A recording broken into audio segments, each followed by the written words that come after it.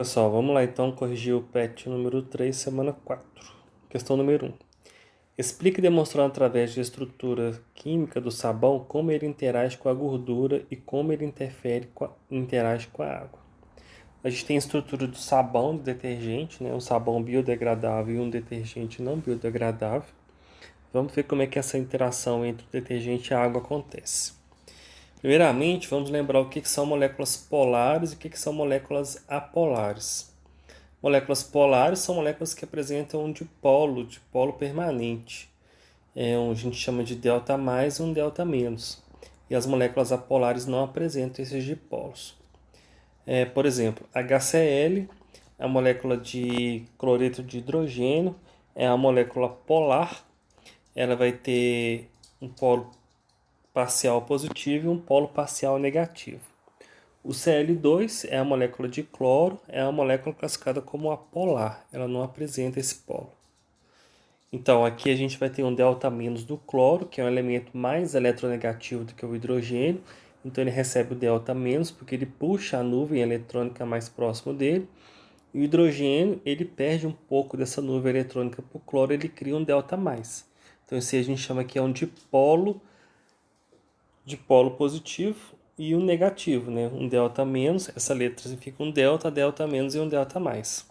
E na molécula de cloro não ocorre esse dipolo, né? Não, os dois cloro é o mesmo elemento, os dois vão ter a mesma eletronegatividade, vai aproximar a nuvem do mesmo jeito. Então não vai aparecer dipolos na molécula.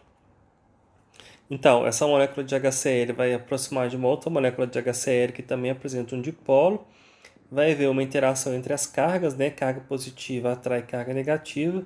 O dipolo negativo da HCl atrai o dipolo positivo da outra molécula de HCl e vai ter uma interação. Essa interação tem uma molecular chamada de dipolo permanente, também conhecido como dipolo-dipolo.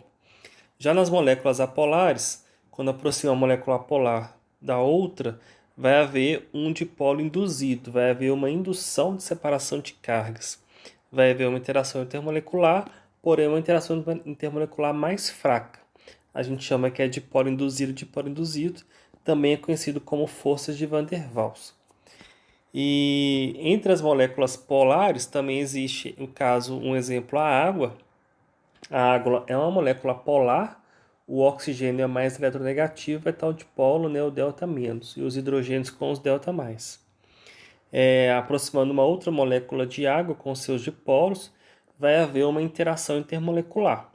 Observe que essa molécula houve uma interação entre o oxigênio, o delta menos do oxigênio de uma molécula, com o delta mais do hidrogênio de uma outra molécula, e do outro lado eu tenho o delta menos de um outro oxigênio. Essa interação vai ser chamada de ligação de hidrogênio.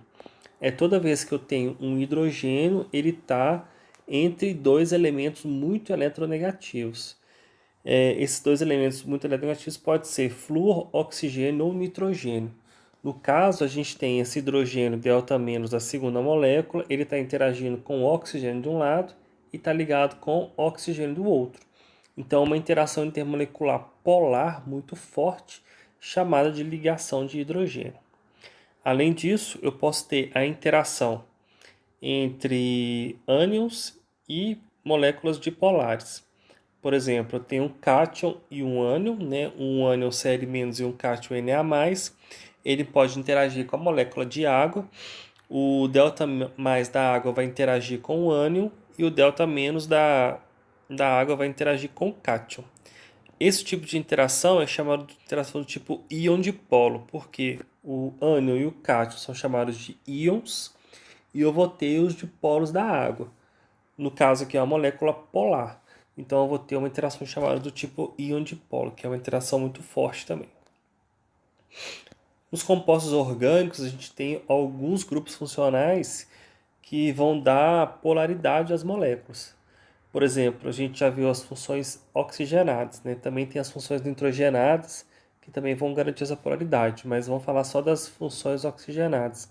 Temos a carbonila. A carbonila, o oxigênio, ele vai receber o delta menos e o carbono recebe o delta mais. Então, quanto mais carbonila estiver num composto orgânico, mais polar ele vai ser. maior vai ser a possibilidade dele ter interações do tipo intermoleculares polares. Então aqui é a parte polar que vai fazer interações polares, que pode ser do tipo de polo ou do tipo ligação de hidrogênio. Nesse caso aqui vai ter que ser do tipo de polo de polo. E a gente vai ter as hidroxilas também vai ter o delta menos e o delta mais. O delta menos vai estar no oxigênio, o delta mais do hidrogênio.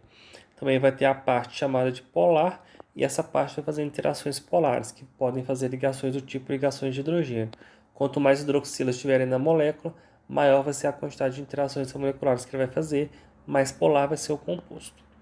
Ao contrário dos compostos polares, temos compostos chamados apolares, os hidrocarbonetos, que são cadeias carbônicas grandes. Quando a gente tem cadeias carbônicas muito grandes, aqui não tem uma diferença muito grande de eletronegatividade entre o carbono e o hidrogênio, então essa molécula vai ser classificada como apolar. Então aqui a gente vai ter interações do tipo apolares. Quanto mais cadeias carbônicas tiver, quanto mais átomos de carbono e hidrogênio, mais apolar vai ser a molécula. Então no caso do sabão, o sabão é dividido em duas partes. Eu vou ter uma parte chamada um ânion, né, que é o íon associado a esse sabão. Então aqui a gente está com os ânions, né, que é o CO2-, o SO3- e o SO3-, que são os ânions associados a esse sabão. E eu vou ter a parte, né, apolar. A parte dos ânions é a parte polar, e a parte onde vai ter só carbono e hidrogênio vai ser a parte apolar. Essa parte apolar interage com o óleo, isso aqui é a estrutura de um óleo. Ocorre uma interação apolar. Essa interação apolar